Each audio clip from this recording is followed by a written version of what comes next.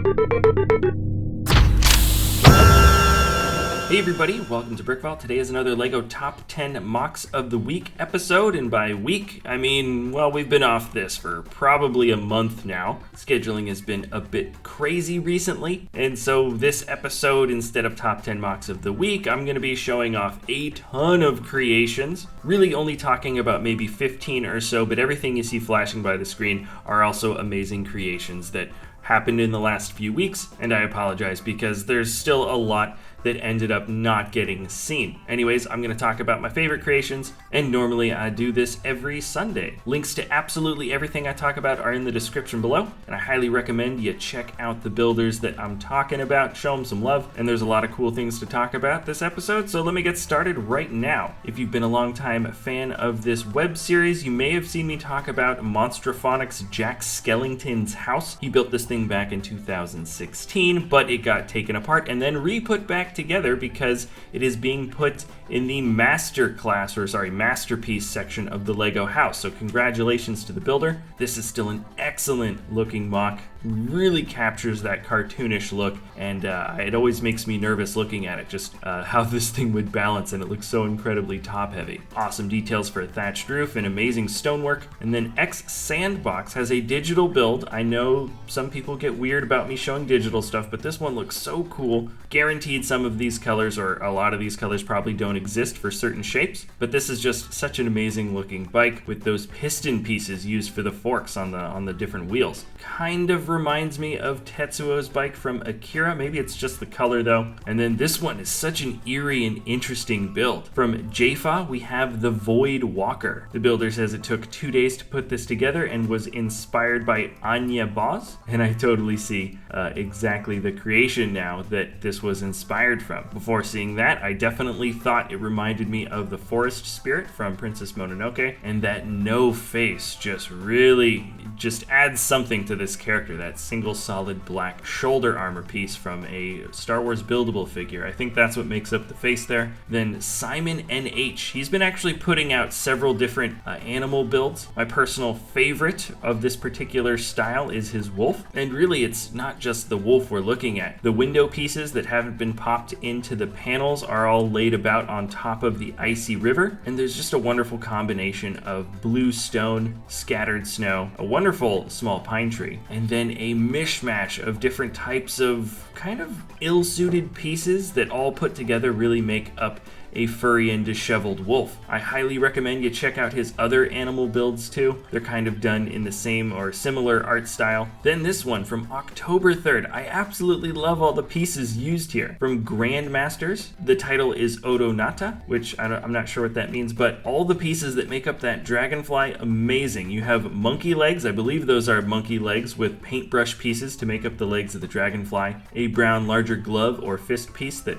is built by the mouth. Trans black garage door pieces make up the wings, and the tail is a palm tree stem. Banana, lever, and minifigure wings make up the little bee at the bottom, and this is probably one of my single favorite creative uses of pieces here, because just about everything that you see that makes up a pretty good looking dragonfly comes from a huge plethora of very kind of random and unconventional parts. Pretty much every time Mitsuru Nikaido makes up one of his mecha animals, I have to talk about it, and octopuses are one of my favorites out there, especially when it comes to them being portrayed in some art form or another. They're just so fluid, and Mitsuru Nikaido has a very interesting way of using basically white, gray, and some black and some mechanical pieces for all of his creations, and it makes a super distinctive art style, and this is personally one of my favorites that he's put together. I highly recommend you check out his other animals. And then this is from a builder I haven't shown off before, didn't know about. It's from B. Mauro, and the title is Turn 16. I've been playing around with some hover speeders recently, slightly smaller versions than this, but this is just one of the cooler ones. It's kind of like a bigger, larger, beefier version of a smaller single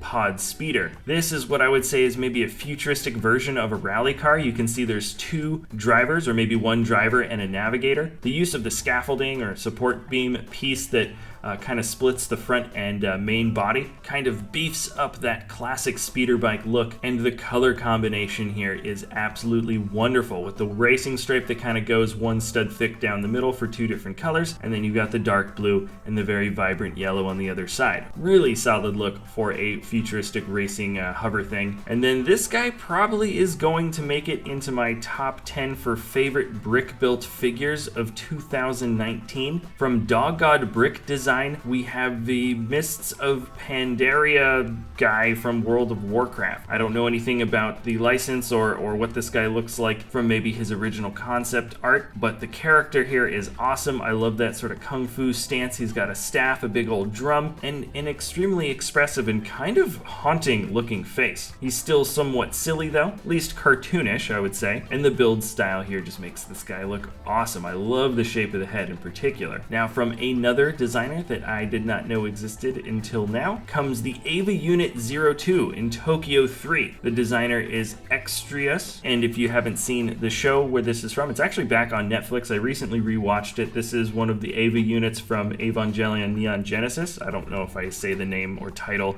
correctly ever, but this isn't just a cool looking robot in a giant cityscape. It's actually an incredibly accurate rendition of what this thing looks like in the anime. I've seen one or two other builders attempt creating these larger robots, or at least these robots in a larger scale like this, and while I can think of one that looks pretty good in a much larger scale from another builder, this is the first time I've seen this particular Ava unit built, and it's impressive how accurate it looks considering the size, and it's actually a pretty big size. She's also holding one of the weapons from the show. It looks really good. I like how the detail for the little spiraled back is built in, and considering the staggering size and extremely thin body shape, the robot looks relatively posable. It would be awesome to see the other Ava units built at the same size, though I have a feeling this one is a massive project that took quite a long time. And then from Dane Airland, another designer I've never seen before, comes an incredibly unique build. It's called Bissell, and there's just a wonderful use of different pneumatic tubes that are kind of squished between this odd kind of gear piece, and on top of that you can see what looks basically like a tank head. It harkens back to sort of a dystopian sci-fi existence, and you can also see the builder's link to his inspiration, which is a similar building technique. I just thought it was something very unique and somewhat haunting. You perhaps get the idea that this machine of death can move around in very quick manner, maybe very agile, which of course makes it all the more deadly and scary. Now here's a fun one. This is kind of a throwback to sort of a classic knight look from Anthony Wilson. We have Ulrich Treefeller. So you can see 4 knights at the bottom that are trekking through sort of a swampy, muddy area, and then built in the much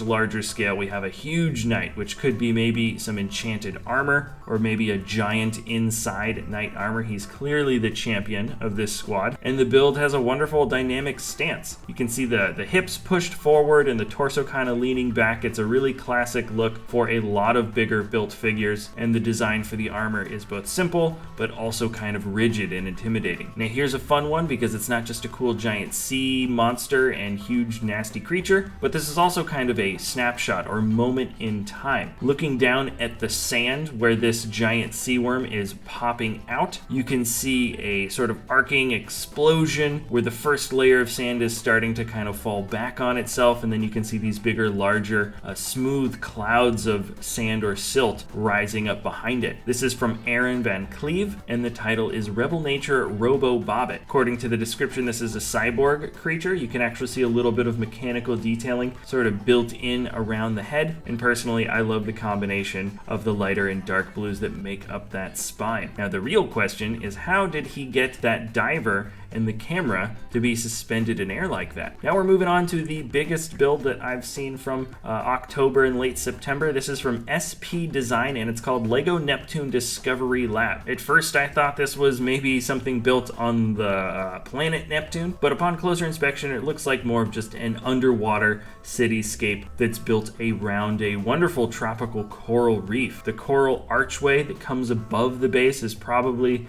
the best natural feature. There's a bunch of of interesting and colorful designs that make up all the underwater sea plants. And of course, the primary color is yellow with those big blue windscreens, and it kind of matches up with a classic Lego theme that kind of makes this thing feel old and sort of nostalgic, but at the same time the building techniques are very modern, very advanced, and this is something that I think, if it hasn't already, certainly would win some awards at a larger Lego convention. But let's move on to the number one, the last build that I'm showing off for this episode. From Scott Wilhelm, we have Vegisaurus Lex. The build design and dimensions for the head is probably the best T-Rex I've ever seen. The shape of the nose and the way the mouth arcs around with the, I think those are cape pieces that make up the sort of red flesh around the corner of the mouth. The design for the teeth look great. We've got an excellent build for an eye with sort of a brow that's kind of coming and arcing over the top, and proportionally, especially for its size, this thing just looks incredibly realistic. Now juxtapose that with a wonderful build for a nice ornate table and carved chair. This guy looks incredibly civilized as he eats his little salad. Heck, sitting there with a glass of wine and a candle. I feel like the Vegisaurus needs a date at this table, but